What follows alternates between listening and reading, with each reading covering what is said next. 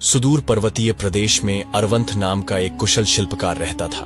बचपन से उसने सम्राट चक्रसेन और उनकी वीरांगना रानियों की गाथाएं सुनी थीं। उन गाथाओं ने अरवंथ के दिल में ऐसा ज्वालामुखी जला दिया कि उसने ठान लिया, जब तक मैं कोई चमत्कारी वस्तु नहीं गढ़ता जो चक्रसेन के साम्राज्य को गौरव दिला सके, तब तक चैन से नहीं बैठूंगा। वर्षों की तपस्या और अथक श्रम से अरवंथ ने एक अनोखी रचना गढ़ी, काल भैरव रथ। यह रथ लोहे और चंदन की लकड़ी का ऐसा मेल था कि न अग्नि इसे जला सकती थी और न किसी शस्त्र का आघात इसे तोड़ सकता था। रथ पर उकेरी गई नक्काशियां, रानी मृणालिनी के शौर्य की कहानियां, रानी वासंती की युद्ध कला की झलक और चक्रसेन की विजय गाथाएं। रथ के 4 शेराकार पहिए चलते समय गरजते, मानो शत्रु के हृदय में भय उत्पन्न कर रहे हों। इस चमत्कारी रथ को बनाने में अरवंथ को 10 वर्ष लगे। यह उसकी जिंदगी का मोती था, लेकिन सवाल था, इस रथ को किसे सौंपूं? इस दौरान गरीबी ने उसके परिवार को जकड़ लिया था। उसकी पत्नी और 3 बेटियां अक्सर कहती, क्यों न इसे बेच दें, हमें सोना चांदी मिलेगा और नया जीवन शुरू कर सकेंगे। पर अरवंथ ने साफ कहा, नहीं, ये रथ किसी लोभी व्यापारी का नहीं होगा। ये रथ केवल उस सम्राट को मिलेगा जो इसकी शक्ति का हकदार हो। तभी एक रात ठंडी हवाओं में वही नाम गूंजा, चक्रसेन। अरवंथ ने निश्चय किया कि वह यह रथ मंद्रवन नगरी ले जाएगा। पत्नी ने घबराकर कहा, अरे, यह ऊबड़ खाबड़ पहाड़ और खतरनाक डाकू, मंद्रवन पहुंचने में महीनों लगेंगे। अरवंथ बोला, जो भी हो, अगर यह अनमोल रथ सम्राट चक्रसेन को सौंप सका तो मेरी साधना सार्थक होगी। परिवार ने उसकी बात मान ली। एक भव्य बैलगाड़ी बनाई गई जिसमें 6 बैल को फांद सके और उसे बने विशाल काल भैरव रात को लाद कर चक्रसेन की नगरी में ले जाया जा सके। और फिर बैलगाड़ियों में सामान और काल भैरव रथ लाद कर वे मंद्रवन के लिए निकल पड़े। गांव के लोग विदा करने आए। कई महिलाएं रानी मृणालिनी का नाम लेकर बोली, जाओ अरवंथ, तुम्हारा रथ चक्रसेन की रानियों के हाथों ही शोभा पाएगा। नदियां, जंगल और पहाड़ पार करते हुए उन्होंने 5 महीने का कठिन सफर तय किया। अंततः वे मंद्रवन नगरी पहुंच गए। उस समय चक्रसेन की राजसभा में उत्सव का माहौल था। रानी मृणालिनी और रानी वासंती अपने युद्ध कौशल की कहानियां सुनाते हुए दरबार में उपस्थित थीं। सभा में कवि, योद्धा और कलाकार अपने अपने हुनर का प्रदर्शन कर रहे थे। अरवंथ ने यह दृश्य देखा और मंत्रमुग्ध रह गया। यहाँ की भव्यता तो मेरी कल्पना से भी आगे है। राजकीय कार्य पूर्ण होने के बाद अरवंथ ने आगे बढ़कर प्रणाम किया। उसके बाल सफेद हो चुके थे, चेहरा तपस्या से कठोर पर गौरवमयी था। महामंत्री तर्कसेन ने पूछा, कौन हो तुम? अपना परिचय दो। अरवंथ बोला, मैं अरवंथ हूँ। मैंने 12 वर्षों में एक अद्भुत रथ बनाया है, ऐसा रथ जो युद्ध में विजय दिला सकता है। मैंने सम्राट की कीर्ति सुनकर ही निश्चय किया कि यह रथ केवल चक्रसेन के हाथों ही शोभा पाएगा। चक्रसेन बोले, तुम्हारा आना मेरे लिए सौभाग्य है। तुम्हारे जैसे शिल्पकार ही साम्राज्य की सच्ची धरोहर है। अरवंथ झूम उठा, महाराज, नगर के बाहर मैं अपने परिवार और रथ के साथ ठहरा हूँ। यदि अनुमति हो तो अपनी इस 10 वर्षों की साधना की कथा आपको सुनाना चाहता हूँ। चक्रसेन बोले, तुम थके होंगे, अतिथिगृह में विश्राम करो। जब तुम स्वस्थ हो जाओगे तब मैं स्वयं तुम्हारा रथ देखना चाहूंगा। 3 दिन बाद चक्रसेन स्वयं रानियों के साथ अतिथिगृह पहुंचे। राजा और रानियों को सामने देख अरवंथ का हृदय कृतज्ञता से भर उठा। अरवंथ ने काल भैरव रथ की पूरी कथा सुनाई, कैसे उसने 12 वर्षों तक दिन रात मेहनत कर रथ का निर्माण किया और कैसे यह रथ युद्ध भूमि में दुश्मनों को भयभीत कर सकता है। चक्रसेन की आंखों में गर्व की चमक दौड़ गई। वे बोले, अरवंथ, तुम्हारी यह कृति किसी दिव्य आशीर्वाद से कम नहीं। तुम इस भूमि के सबसे महान शिल्पी हो। तुमसे मिलना मेरे लिए गौरव की बात है। क्या यह रथ पूरी तरह तैयार है? अरवंथ ने कहा, महाराज, रथ का ढांचा तैयार है, पर उसकी दिव्यता तब पूरी होगी जब उस पर चंद्रकांत मणि और अग्निशिला की परत चढ़ेगी। ऐसे दुर्लभ रत्न मेरे पास नहीं है। चक्रसेन मुस्कुराए, आज से तुम मंद्रवन के शिल्प सिंह हो। तुम्हारे लिए निवास, सोना और रत्नों का प्रबंध होगा। तुम्हारा रथ मेरे साम्राज्य की शान बनेगा। रानियों की जिज्ञासा 15 दिन बाद रथ की पहली झलक रानी मृणालिनी और रानी वासंती को दिखाई गई। रानी मृणालिनी ने कहा, महाराज, यह रथ तो मानो बिजली पर दौड़ने को तैयार है। ऐसा लगता है जैसे कोई देवता इसमें प्राण फूंक दे। रानी वासंती ने अरवंथ से पूछा, इस रथ में ऐसी शक्ति कहाँ से आई? अरवंथ ने रहस्यमयी मुस्कान के साथ उत्तर दिया, रानी साहिबा, यह रथ सामान्य धातु से नहीं बना। इसमें सप्तधातु और दुर्लभ नागेश्वरी लकड़ी का प्रयोग हुआ है।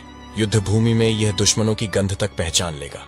एक सुबह जब चक्रसेन उपवन में रानियों संग भ्रमण कर रहे थे, अचानक धुएं के गुब्बार से एक योगी प्रकट हुआ। उसकी आंखें किसी अग्नि की तरह जल रही थीं। रानियां घबरा गईं, पर चक्रसेन स्थिर खड़े रहे। योगी ने हाथ उठाकर कहा, राजन, आपके साम्राज्य में एक आसन्न खतरा मंडरा रहा है। मैं भैरव साधना का साधक हूँ। आपके राज्य की रक्षा के लिए मेरी साधना का अंतिम चरण पूरा होना जरूरी है। चक्रसेन ने पूछा, किस प्रकार की सहायता चाहिए? योगी बोला, अमावस्या की रात मुझे ध्वज कुंड पर यज्ञ करना होगा, मगर यज्ञ की रक्षा केवल आप कर सकते हैं, क्योंकि आपके शरीर में शक्ति के 30 लक्षण हैं, जिनसे कोई भी दुष्ट आत्मा नष्ट हो सकती है। आपको मेरे साथ चलना होगा। राजा बोले, राशिराज, मैं तो योगी और आप जैसे सिद्ध तपस्वी के लिए ही मैंने जन्म लिया है। भला मैं आपकी बातों को कैसे ठुकरा सकता हूँ? आप सिर्फ आदेश दें कि मुझे कब आना होगा। योगी बोला, मैं आपके उपवन में पीपल के पेड़ के नीचे एक रहस्यमयी काला घोड़ा भेजूंगा। आप जब उस घोड़े को देख लो तो आप उस पर चढ़कर आ जाना। वह घोड़ा तेजी से मेरे रहवास में लेकर आएगा। इतना कहते ही योगी अंतर्ध्यान हो गया। उस रात जब चक्रसेन नगर की पहरेदारी देख रहे थे, अचानक एक अजीब आवाज आई, राजा चक्रसेन, किस दिशा में जा रहे हो? चक्रसेन ने पीछे मुड़कर देखा। कौन? घने अंधेरे में एक रहस्यमयी छाया खड़ी थी। वह बोली, मैं क्रूरज हूँ, इस साम्राज्य का अदृश्य रक्षक। तुमसे मित्रता करने आया हूँ, पर तुम्हें चेताने भी आया हूँ। चक्रसेन ने तलवार पकड़ ली। क्या चेतावनी? क्रूरज ने गहरी आवाज में कहा, जो योगी तुमसे मिला है वह कोई साधु नहीं, वह अंधतंत्र का साधक है। वह तुम्हारे शरीर की दिव्य शक्ति चाहता है। तुम्हारा काल भैरव रथ भी उसके जादू की चपेट में आ सकता है। सावधान रहो महाराज। चक्रसेन स्तब्ध रह गए। तुम्हें यह कैसे पता? क्रूरज हंसा, मैं मृत आत्माओं की आंखों से सब देखता हूँ। तुम्हारी परीक्षा की घड़ी आ चुकी है। उस योगी का सामना केवल बुद्धि और साहस से किया जा सकता है। चक्रसेन ने तलवार की मूठ कस ली। अगर यह सत्य है तो मैं उस योगी का असली चेहरा देखूंगा। लेकिन कैसे? क्रूरज धीरे से बोला, अमावस्या की रात उस योगी का पीछा करना, तब तुम देखोगे कि उसकी साधना का असली लक्ष्य क्या है। तुम्हारे साम्राज्य की रक्षा इसी पर निर्भर है। क्रूरज बोला, महाराज, वो योगी असल में तुम्हें ही अपने यज्ञ में बलि चढ़ाना चाहता है। 10 साल से वह ऐसी अद्भुत शक्ति की तलाश में है जिसे मोहिनी माया कहा जाता है। एक ऐसी रहस्यमयी स्त्री जो यज्ञ से प्रकट होकर जिसे भी मिले उसके हाथ में संसार की हर सिद्धि और ताकत को वश में करने की शक्ति आ जाए। और अब उसे लगा है कि यह शक्ति तुम्हारे माध्यम से ही आ सकती है, इसलिए मैं चेतावनी देने आया हूँ। चक्रसेन का चेहरा कठोर हो गया। ओह मित्र, तुम्हारा आभारी हूँ। अब बताओ मुझे क्या करना चाहिए? क्रूरज ने गहरी आवाज में कहा, अमावस्या की रात उस स्थान पर मत जाना। वह यज्ञ तुम्हारे जीवन की कीमत मांगेगा ताकि मोहिनी माया को बुला सके। चक्रसेन ने तलवार की मूठ कसते हुए कहा, मित्र, मैं चक्रसेन हूँ। मैंने उस योगी को वचन दिया है, अगर वह छल करेगा तो अपने प्राण देकर भी उसे पराजित कर दूंगा, लेकिन वचन से पीछे नहीं हटूंगा।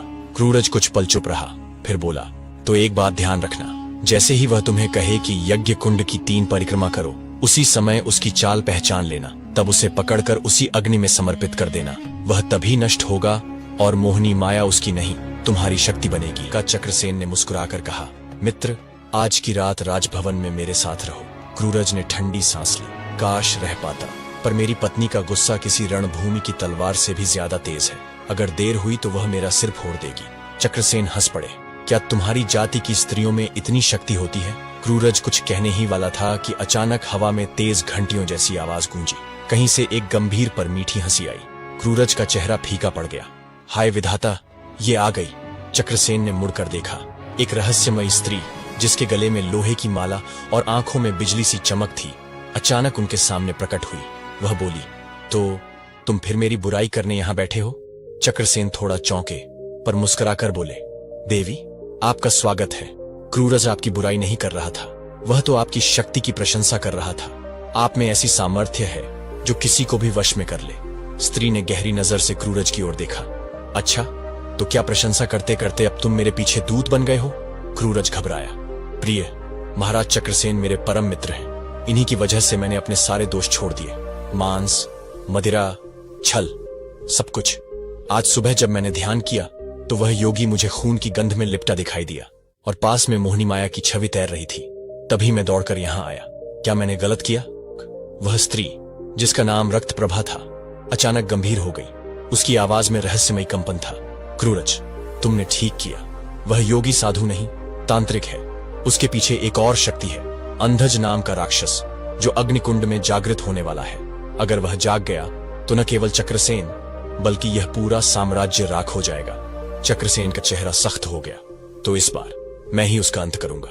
काल भैरव रथ को युद्ध के लिए तैयार करो। रानी मृणालिनी और वासंती को भी सूचना भेजो। अब इस खेल में केवल मैं अकेला नहीं रहूंगा। चक्रसेन बोले, क्रूरज, हम यहाँ रास्ते के बीच खड़े होकर पति पत्नी की लड़ाई नहीं सुलझा सकते। आज तुम दोनों मेरे अतिथि बनो, इंसान का रूप लेकर मेरे साथ महल चलो। क्रूरज ने हाथ जोड़ दिए। नहीं महाराज, मैं अब एक क्षण भी यहां नहीं रुक सकता। अगर देर हुई तो रक्त प्रभा पत्नी का गुस्सा ऐसा होगा कि अंधेर नगरी जल उठेगी। आप नहीं जानते वह कैसी है। यह कहकर दोनों पति पत्नी धुएं के गुबार में गायब हो गए। अमावस्या का दिन आ गया। राजभवन के उपवन में उस पुराने पीपल के नीचे एक काला अश्व खड़ा था, वही जिसे योगी ने मंत्र विद्या से भेजा था। चक्रसेन तलवार और कवच पहने वहां पहुंचे और अश्व पर सवार होकर वन की ओर निकल पड़े। उधर आश्रम में वन के भीतर योगी कृष्ण कपाल अपने यज्ञ कुंड के सामने बैठा था। उसकी आंखों में एक अजीब लालिमा थी। वह अपने आप बुदबुदा रहा था। चक्रसेन अपना वचन कभी नहीं तोड़ते। अगर उसने कहा है तो आएगा जरूर। आज मेरे 10 वर्षों की साधना पूर्ण होगी। उसकी आंखों में पागलपन की चमक थी। जैसे ही यह साधना पूरी होगी, जागृत यंत्र मेरे सामने प्रकट होगा। वह यंत्र जो मोहिनी माया को उत्पन्न कर सकता है। मोहिनी माया का इस्तेमाल करके मैं दुनिया का सबसे बड़ा धनिक और तांत्रिक बन जाऊंगा। योगी मन ही मन खुश हो रहा था कि वह मोहिनी माया के शरीर का भोग कर इस दुनिया का सबसे सफल आदमी बन जाएगा। योगी की बेचैनी। लेकिन जैसे जैसे समय बीतता गया, चक्रसेन नहीं पहुंचे। योगी की बेचैनी बढ़ने लगी। क्या वह डर गया? क्या उसने अपना वचन तोड़ दिया? उसका चेहरा क्रोध से विकृत होने लगा। सूरज डूबने को था। दिन का चौथा पहर खत्म हो रहा था। तभी दूर से घोड़े की टापों की गूंज आई। योगी की आंखों में पागलपन का नशा लौट आया। आ रहा है, चक्रसेन आ रहा है। जैसे ही चक्रसेन पास पहुंचे, योगी ने दोनों हाथ आकाश की ओर उठाए और गरज कर बोला, कृपानाथ की जय। हे वीर चक्रसेन, आपको देखकर मेरी साधना धन्य हो गई। देवता भी आपके साहस को प्रणाम करते होंगे। आइए, इस पवित्र भूमि को अपने चरणों से पावन कीजिए। चक्रसेन मुस्कुराए, घोड़े से उतरे और बोले, योगीराज, आपकी वाणी में ऐसी अग्नि है कि कोई भी मोहित हो जाए। कहीं मुझे आने में देर तो नहीं हो गई? योगी ने कुटिल मुस्कान के साथ कहा, नहीं महाराज, समय पर आए हैं। बस अब आरंभ की घड़ी है। आज की रात इतिहास रचेगी। जैसे ही योगी चक्रसेन को यज्ञ मंडल की ओर ले जा रहा था, अचानक चक्रसेन ने देखा चारों ओर अजीब सी काली आकृतियां घूम रही थीं। कुछ मानो मानव नहीं बल्कि परछाइयां थीं। योगी की आंखों में और अधिक पागलपन झलक रहा था। चक्रसेन के मन में क्रूरज की चेतावनी गूंजने लगी। जब वह कहे कि यज्ञ कुंड की 3 परिक्रमा करो, उसी समय सतर्क हो जाना और मौका मिलते ही उसे उसी अग्नि में फेंक देना। कृष्ण कपाल मुस्कुराया और बोला, महाराज, असली अनुष्ठान तो रात के दूसरे पहर में होगा, पर उससे पहले कुछ विशेष तैयारी जरूरी है। आइए, मैं आपको अपना साधना स्थान दिखाता हूँ। जंगल के बीच एक टूटा फूटा पर अजीब ऊर्जा से भरा आश्रम खड़ा था। जैसे ही चक्रसेन भीतर पहुंचे, उन्होंने देखा आंगन के बीच एक विशाल अग्निकुंड जल रहा था। उसके चारों ओर अलग अलग रंगों की राख, भूरे और लाल कपड़े और कुछ अजीब आकृतियों वाले पत्थर रखे थे। एक पुराने पीपल के नीचे एक काला घोड़ा और 2 काले बछड़े बंधे थे। आंखें चमक रही थीं, जैसे कुछ देखने की चेतावनी दे रही हों। कृष्ण कपाल ने बाघ की खाल बिछाया और कहा, राजन, कृपया यहां बैठें। आज की रात सिर्फ आपकी शक्ति ही मेरी साधना का आधार बनेगी। चक्रसेन बिना भाव बदले वहीं बैठ गए, पर मन ही मन सोच रहे थे, यह व्यक्ति मुझ पर ही कोई चाल चलने वाला है, मगर मैं इसकी चाल में फंसूंगा नहीं। सूर्यास्त होते ही योगी ने एक गाढ़े लाल पानी से चक्रसेन को स्नान कराया। उसके मंत्र हवा में गूंज रहे थे। एयुम रुधिराय नमः, कालाय नमः। अजीब सी ठंडक पूरे वातावरण में फैल गई। फिर उसने चक्रसेन को काले वल्कल वस्त्र पहनाए और बोला, अब आप इस साधना वृत्त के भीतर खड़े रहें। यह मंत्र सिद्ध घेरा है, इसके बाहर कोई शक्ति आपको छू नहीं सकती। पर ध्यान रहे, एक बार बाहर गए तो बचाव नहीं होगा। कृष्ण कपाल ने धीमी आवाज में कहा। आधी रात के बाद वहां दूर उस श्मशान तालाब में एक शव तैर रहा होगा। आपको उस ठंडे अंधेरे पानी में उतरकर उसे बाहर लाना होगा और इस यज्ञ कुंड के सामने रखना होगा। वही मेरी साधना का अंतिम आधार बनेगा। चक्रसेन ने भौहें तनी। और जब मैं शव लेने जाऊंगा, योगी बोला, तब सब शांत रहेगा। पर शव लौटाने के बाद भूत, पिशाच, डाकिन, शाकिन और न जाने कितनी दुष्ट शक्तियां तुम्हें रोकने आएंगी। वे तुम्हें डराएंगी, काटेंगी, भ्रमित करेंगी। लेकिन जब वे तुम्हारे हाथ में यह मंत्र सिद्ध खड्ग देखेंगे, पास आने की हिम्मत नहीं करेंगे। कृष्ण कपाल ने उसे एक काली तलवार थमा दी। तलवार पर अजीब सी लिपि खुदी थी, इसे हमेशा अपने हृदय के पास रखना। यह केवल उस रात के लिए बनी है। सूर्योदय होते ही यह राख बन जाएगी। चक्रसेन ने पूछा, और प्रदक्षिणा की प्रक्रिया कब होगी? योगी की आंखों में चमक उभर आई।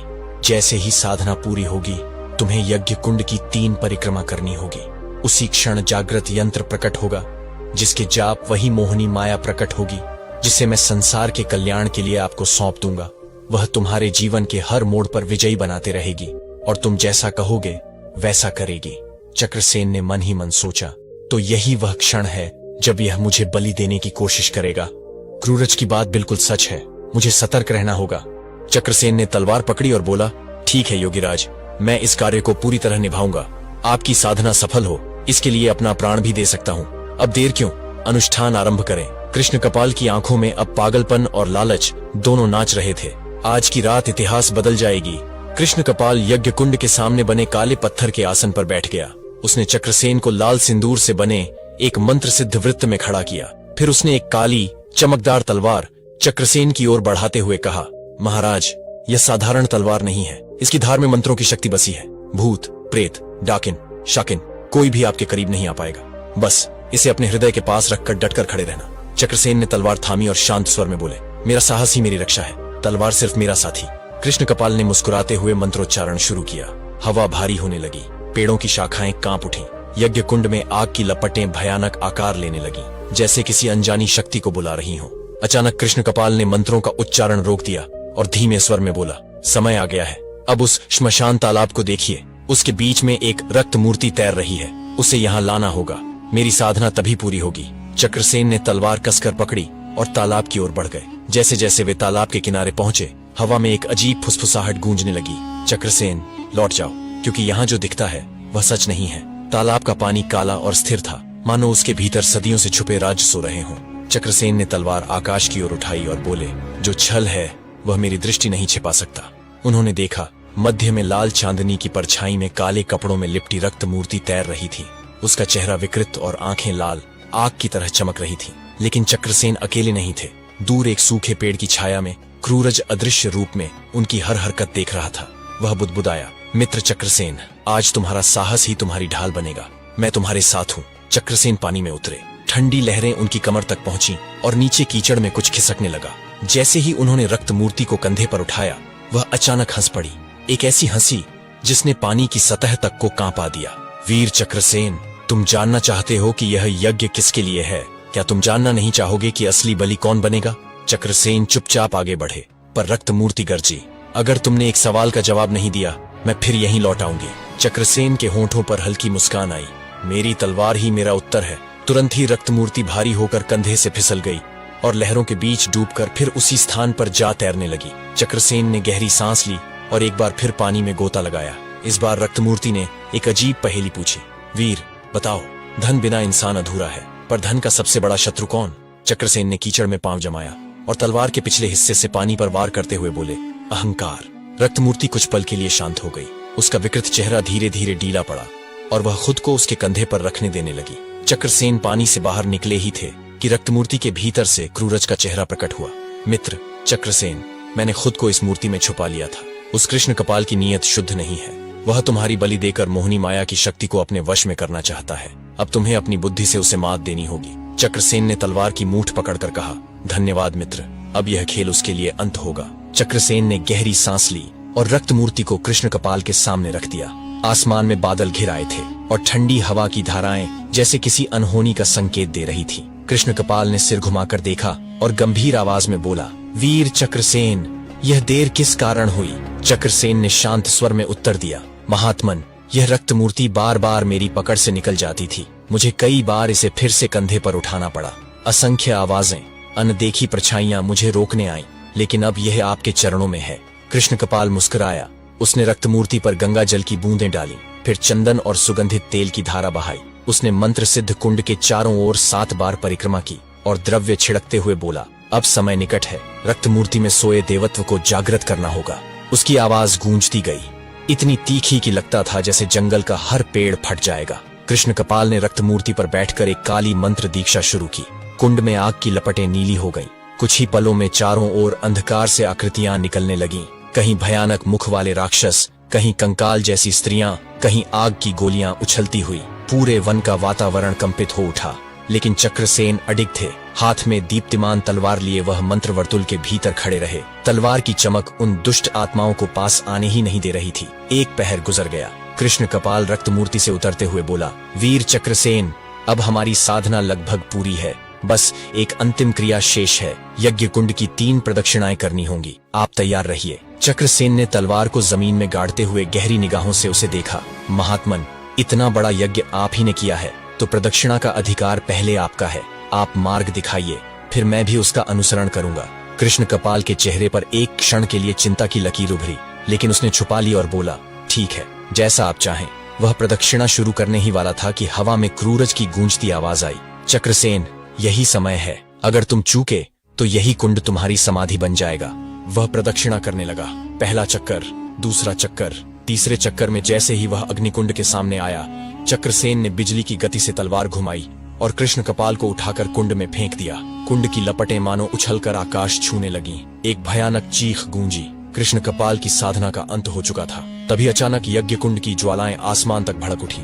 कुंड के बीच से धुएं और चमक का भंवर बना और उसमें से एक अद्वितीय स्त्री प्रकट हुई। उसकी आंखों में नीला प्रकाश, केश रात के बादलों जैसे, और आभा ऐसी कि मानो चंद्रमा और सूर्य दोनों उसमें समा गए हों। चक्रसेन का चेहरा चमक उठा। ये है मोहनी माया, जिसके स्पर्श से कोई भी मनुष्य इस संसार की सिद्धियां और शक्तियां अपने वश में कर सकता है। मोहनी माया की दृष्टि सीधे चक्रसेन पर पड़ी। उसकी आवाज मधुर थी, लेकिन भीतर कहीं चुभन भी थी। वीर, तुम्हारे धैर्य और साहस ने मुझे जगाया है। अब मैं तुम्हारे साथ चल सकती हूँ, या तुम्हारे शत्रु की भी बन सकती हूँ। निर्णय तुम्हारे हाथ में है। चक्रसेन ने तलवार की नोक जमीन में गाड़ दी और दृढ़ स्वर में कहा, मोहनी माया, मैं तुम्हें अपने स्वार्थ के लिए नहीं, अपने राज्य और धर्म की रक्षा के लिए चाहता हूँ। मोहनी माया के होंठों पर हल्की मुस्कान आई। तो फिर चक्रसेन, देखते हैं तुम्हारे शब्द कितने सच्चे हैं। वह अचानक सोने की धुंध में बदलकर चक्रसेन के चारों ओर घूमी और फिर एक सुनहरी लहर की तरह उनके हृदय में उतर गई। दूर खड़ा क्रूरज बुदबुदाया, अब खेल असली शुरू होगा। मोहनी माया और काल भैरव रथ चक्रसेन के साथ मिलकर राज्य की रक्षा करेगी, या